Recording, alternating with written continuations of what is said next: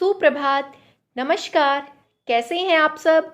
उम्मीद करती हूँ, आशा करती हूँ आप सभी स्वस्थ हैं, घर हैं और खूब मन लगाकर पढ़ रहे हैं। तो प्यारे बच्चों, आज की इस हिंदी कक्षा में आपकी अध्यापिका रश्मि आपका स्वागत करती है। इससे पहले हमने जो विषय किए थे वे थे कौन कौन से? वर्ण और भाषा। तो आज हम अगला विषय करें। अगला जो हमारा विषय रहेगा आज का वह है संज्ञा। प्यारे बच्चों, संज्ञा क्या है? हम पहली कक्षा से पढ़ना प्रारंभ कर लेते हैं। तो आप बताइए कि संज्ञा क्या होती है। देखिए, संज्ञा होता है किसी भी नाम को संज्ञा कहा जाता है। वह नाम किसी का भी हो, किसी व्यक्ति, वस्तु, स्थान, भाव, इन सब के नाम को क्या कहा जाता है? संज्ञा। देखिए, संज्ञा को जब हम अच्छी प्रकार से परिभाषित करेंगे तो क्या कहेंगे?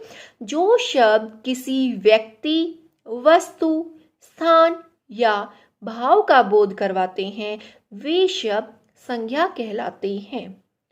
संज्ञा के कितने भेद होते हैं? संज्ञा के 3 भेद होते हैं। कितने भेद होते हैं? संज्ञा के 3 भेद होते हैं। मुख्य रूप से हम 3 भेद मानते हैं। कौन कौन से? व्यक्तिवाचक संज्ञा, जातिवाचक संज्ञा और भाववाचक संज्ञा।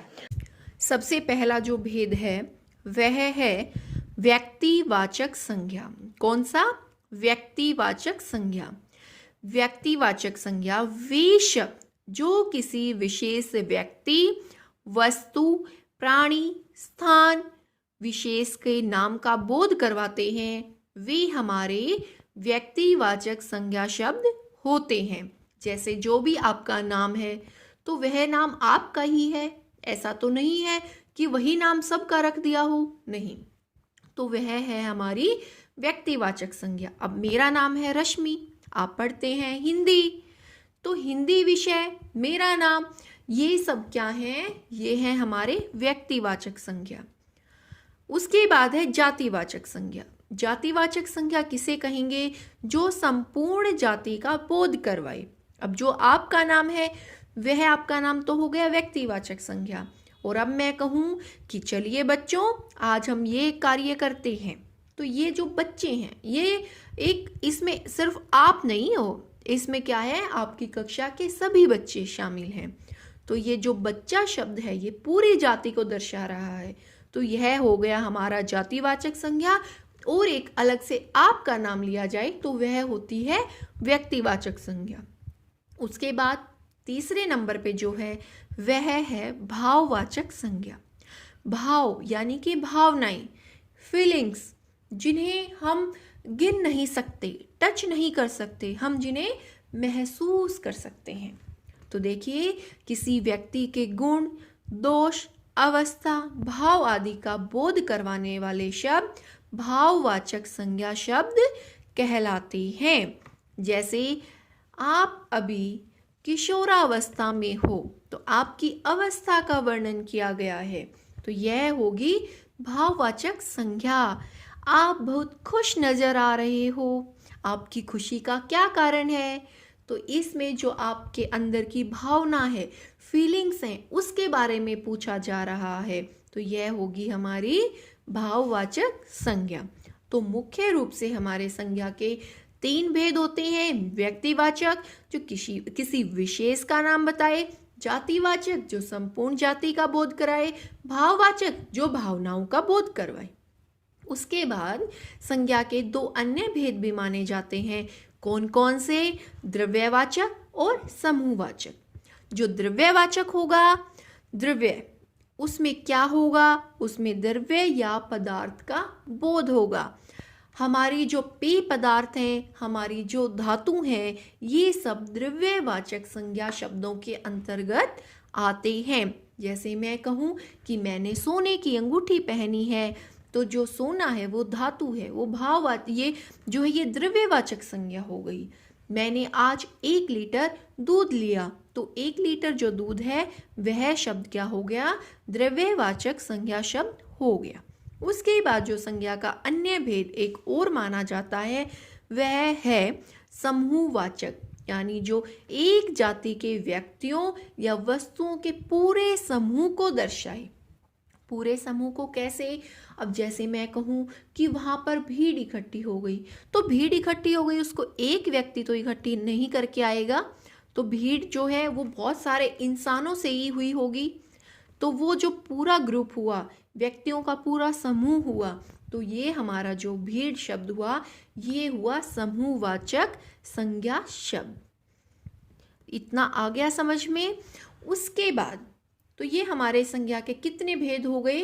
5। मुख्य रूप से 3, व्यक्तिवाचक, जातिवाचक, भाववाचक, और अन्य भेद द्रव्यवाचक और समूहवाचक। तो चलिए अब आगे चलते हैं कि जो हमारी भाववाचक संज्ञा होती है, इनकी रचना कैसे होती है। तो प्यारे बच्चों, इनकी जो रचना है 5 तरह से होती है। 5 तरह से कैसे? सबसे पहले जातिवाचक संज्ञा से, सर्वनाम से, विशेषण से, क्रिया से और अव्यय से। तो जो हमारी जातिवाचक संज्ञा, देखिए मजदूर, तो मजदूर से जब भाववाचक संज्ञा बनेगा तो मजदूरी। एक प्यारे बच्चों, इसको समझाने से पहले मैं आपको बताऊंगी कि प्रत्यय होते हैं किसी भी शब्द के पीछे लगकर उस शब्द के अर्थ में परिवर्तन कर देते हैं। तो ऐसे ही जो हमारी भाववाचक संज्ञा होती है, वो जातिवाचक संज्ञा शब्द के पीछे जब प्रत्यय लग जाता है तो भाववाचक संज्ञा बन जाती हैं। सर्वनाम के पीछे लगकर, विशेषण के पीछे लगकर, क्रिया के पीछे और अव्यय के पीछे लगकर। तो ये जो है शब्द में परिवर्तन कर देते हैं, और परिवर्तन करने के बाद वो कैसे भाववाचक संज्ञा बन जाती है वो मैं आपको समझा रही हूँ। तो सबसे पहले हम कर रहे थे जातिवाचक संज्ञा। तो मजदूर के पीछे, मजदूर हुआ हमारा जातिवाचक संज्ञा, क्योंकि मैंने कहा मजदूर, तो मैंने किसी एक विशेष मजदूर का नाम तो नहीं लिया। मजदूर जो है उसको बोलते ही वो मजदूर की पूरी जाति हमारे सामने आ जाती है। तो जब मजदूर के पीछे हमने ई प्रत्यय लगा दिया, तो ई प्रत्यय लगाने से वह बन गया मजदूरी। तो जो हमारी मजदूरी होती है वह हमारी क्या कहलाती है? भाववाचक संज्ञा।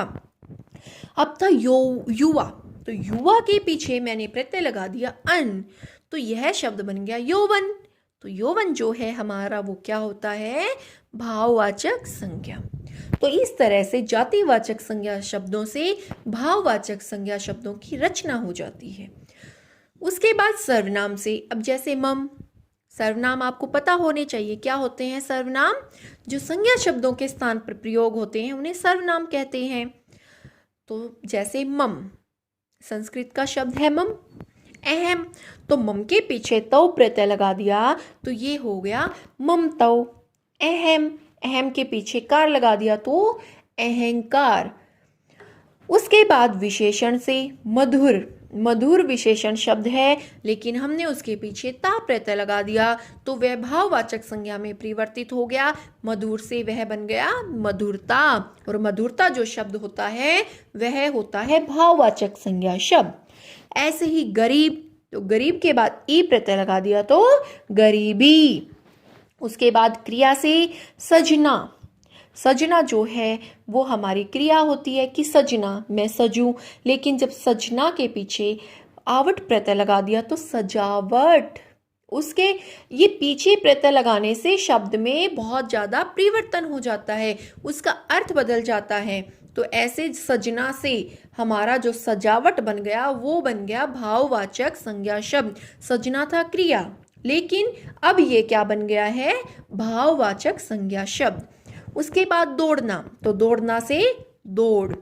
उसके बाद अव्यय, ऊंचा से बन गया ऊंचाई, शीघ्रता। तो ऐसे जो है पीछे प्रत्यय लगकर शब्द में काफी बदलाव आ जाता है, उसका अर्थ परिवर्तित हो जाता है, और परिवर्तित होकर ये हमारे शब्द क्या बन गए? भाववाचक संज्ञा शब्द। उम्मीद करती हूँ कि आपको बहुत ही अच्छी प्रकार से समझ में आ गया होगा। तो अब आप अपनी व्याकरण की पुस्तक निकालकर एक बार इस पाठ को अच्छी प्रकार से पढ़ लेंगे, ताकि और भी अच्छी प्रकार से हम इसको समझ सकें। अब हम फिर से मिलेंगे अपने अगले पाठ के साथ। तब तक घर रहिए, स्वस्थ रहिए और इसी तरह से खूब मन लगाकर पढ़ते रहिए। शुभकामनाओं सहित धन्यवाद।